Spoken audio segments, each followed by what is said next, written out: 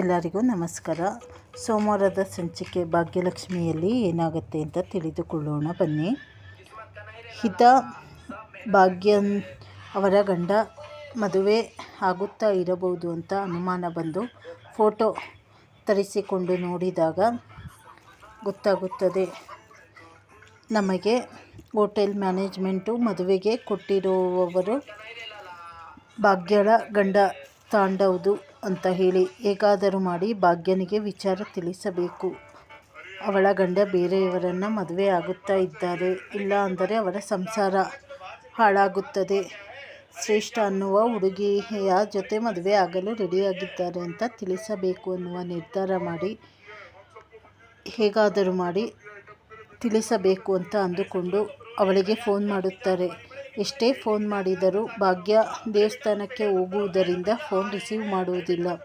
ಮುಂದೆ ಹಿತ ಭಾಗ್ಯಳನ್ನು ಹುಡುಕಿಕೊಂಡು ದೇವಸ್ಥಾನಕ್ಕೆ ಹೋಗುತ್ತಾಳ ಅಥವಾ ಮನೆಗೆ ಬಂದು ವಿಚಾರ ಹೇಳುತ್ತಾಳ?